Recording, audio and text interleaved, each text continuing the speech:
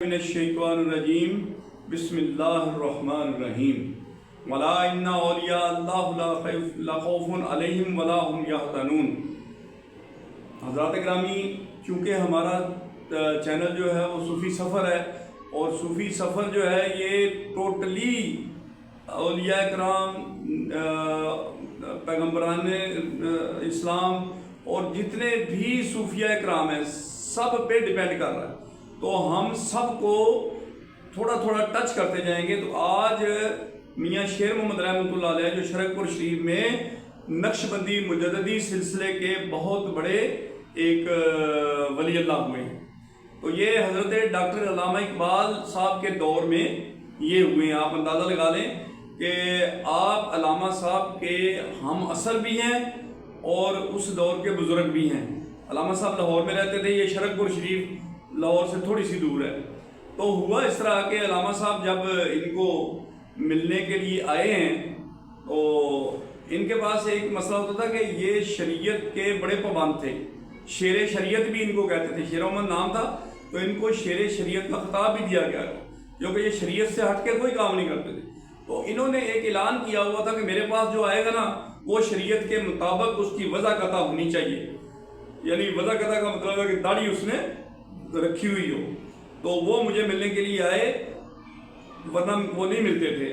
تو ان کے جو خادمین ہوتے تھے ڈیوٹی پہ، وہ خود ہی ان کو روک دیتے تھے کہ میاں صاحب جو ہے نا بغیر داڑھی والے بندے کو نہیں ملتے۔ تو جب علامہ صاحب گئے ہیں ان کو ملنے کے لیے میاں صاحب کو، تو انہوں نے روک دیا جو وہاں پہ ڈیوٹی پہ کھڑے تھے خادمین۔ تو انہوں نے کہا جاؤ جا کے بتاؤ کہ اقبال آیا ہے۔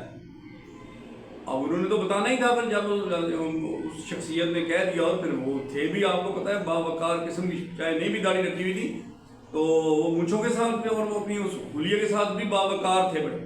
اب انہوں نے جب یہ کہا تو یہ پھر گئے، انہوں نے جا کے میاں صاحب سے عرض کی کہ سرکار وہ ایک اس طرح کا وضع قطع والا شخصیت آئی ہے، تو ہم نے ان کو روکا ہے، تو وہ کہتے ہیں جاؤ بتاؤ جا کے کہ اقبال آیا ہے۔ تو آپ نے بولا اس کو جلدی سے اندر لے کے آؤ۔ تو وہ آ گئے اندر۔ اب جو وہاں پہ حاضرین بیٹھے ہوئے تھے نا، انہوں نے ججمنٹ کی، انہوں نے کہا دیکھو یار یہ باقی تو مطلب یہ کسی کو نزدیک نہیں پھڑکنے دیتے، اور اس کو کتنا مطلب پر جوش قسم کا استقبال کیا ہے اس کا۔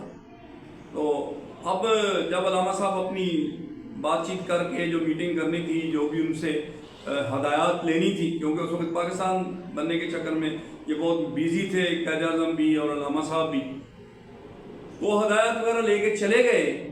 اس کے بعد ان لوگوں نے کہا حضور یا مولوی صاحب یا صوفی صاحب یا پیر صاحب یہ کیا ہوا؟ یہ بندہ جو ہے یہ بھی داڑھی والا نہیں تھا، لیکن آپ نے اس کو اتنا پروٹوکول دیا، باقیوں کو آپ نیڑے نہیں لگنے دیتے۔ آپ نے فرمایا کہ آپ کو نہیں پتا، لیکن کچھ لوگوں کے اندر داڑھی ہوتی ہے، تو یہ وہ شخص ہے جس کے اندر داڑھی ہے، تو آپ لوگوں کو اندر کی داڑھی تو نظر نہیں آ رہی نا، ٹھیک ہے، اس لیے آپ بھی سچے ہیں اپنی جگہ پہ۔ تو کچھ لوگ ایسے ہوتے ہیں جن کے اندر داڑھی ہوتی ہے، تو بغیر داڑھی والے بندے کو دیکھ کے یہ مت سمجھنا کہ یہ صوفی نہیں ہے، یہ ولی اللہ نہیں ہے، نہیں، ہم کوئی ججمنٹ نہیں کر سکتے اس بارے میں، نہ ہم کچھ بول سکتے ہیں، ٹھیک ہے جی۔ تو اس لیے ہم اللہ سے دعا کرتے ہیں کہ اللہ تعالیٰ کی ذات ہمیں اولیاء اللہ کے قدموں پہ چلنے کی توفیق عطا فرمائے، اور ان کی اتباع کرنے کی توفیق عطا فرمائے، اور ان کی جو بھی سیرت ہوتی ہے، جو بھی ان کی عادات ہوتی ہیں، ان کو بھی اختیار کرنے کی توفیق عطا فرمائے۔ وآخر دعوانا الحمدللہ رب العالمین۔ تو میں دعا کرتا ہوں کہ ہم سب کو اس پہ عمل کرنا چاہیے، ٹھیک ہے جی۔ Thank you very much. Allah